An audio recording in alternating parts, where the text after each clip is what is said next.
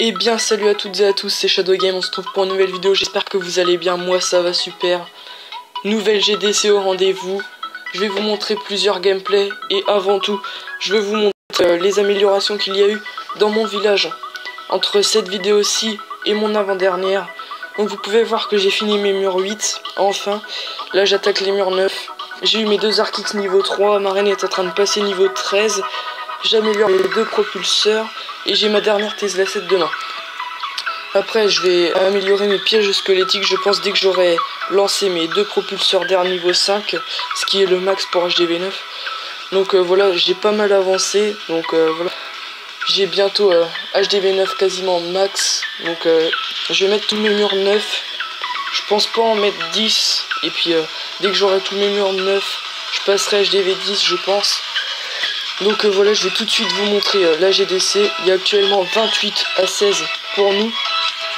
Et le clan adverse est perdu, j'ai l'impression. L'heure 2 a attaqué notre 5ème, ce qui est vraiment pathétique. Quant à moi, j'ai attaqué le 1 et le 2 du clan adverse pour assurer les 3 étoiles. Donc je vais vous montrer la technique que j'utilise. C'est tout simplement un Go Revive, donc j'ai cette technique là. Plus 3 Valkyries, un sapeur et un sorcier dans mon château de clan pour me faire plus de soutien en termes de Valkyries, parce que une ça suffit pas. C'est pour ça que je préfère mettre 3 golems directement dans mes camps, vu que ça y est, je les ai enfin eu niveau 4. Donc ça me fait extrêmement plaisir. Et ben voilà, ça c'est une troupe qui est max pour l'instant pour mon HDV. Donc voilà, j'ai directement lancé les Valkyries de niveau 2. Et puis je les mettrai, je pense que je vais maxer mes Valkyries pendant que je suis à HDV9. Au moins ça me fera une autre troupe noire de maxer, et vu que je les utilise, ça me sera très utile.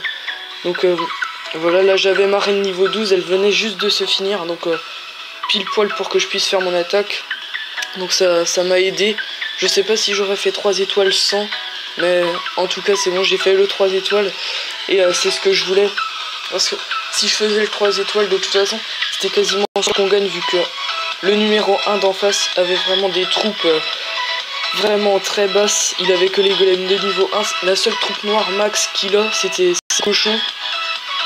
Et il aurait pu attaquer en cochon, mais je sais pas s'il aurait géré, vu que les cochons c'est quand même une troupe qui est assez difficile à gérer. Mais en tout cas là voilà, vous pouvez voir que ma reine est toujours full vie.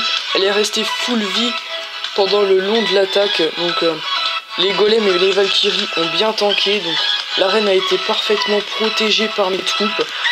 Il reste aussi les 2 PK. Bon là il vient d'en avoir un de parti à cause des pièges squelettiques, mais c'est pas grave. Vu que là il me reste quand même pas mal de troupes. Il me reste 3 valkyries, 3 sorciers, les 2 golémites, ma reine. Là je viens d'activer son pouvoir pour que ça aille un peu plus vite. Et il me reste un PK. Donc voilà, je vais accélérer tout ça. On va finir cette attaque sur un beau 100%. Donc voilà, déjà 3 étoiles pour le clan.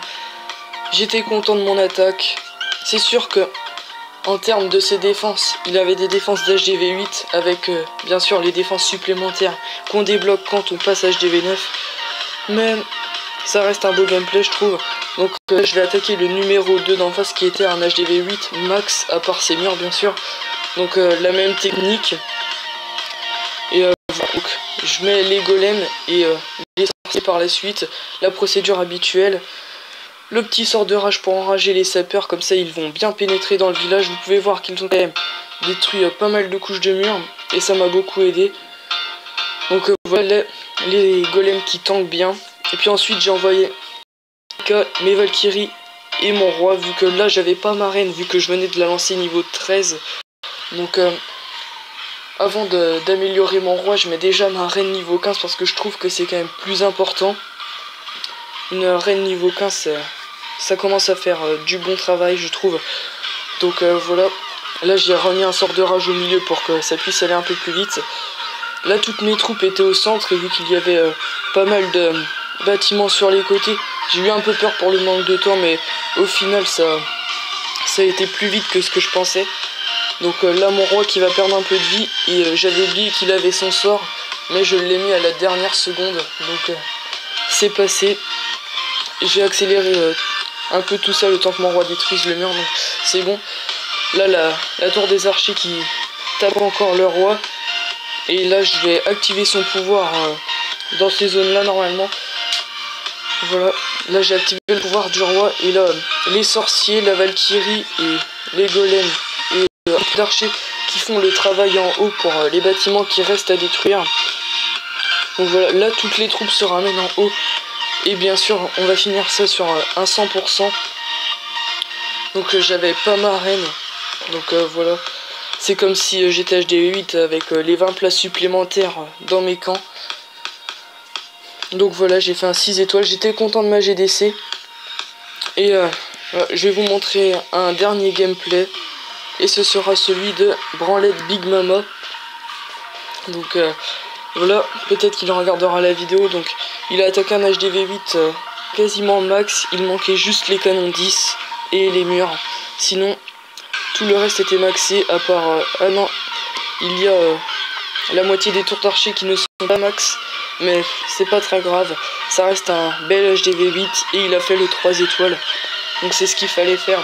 Dommage qu'il ait pas fait le 3 étoiles sur le 4, car sinon on serait full étoile et ça aurait été pas mal pour le clan. Full étoile, ça aurait été beau.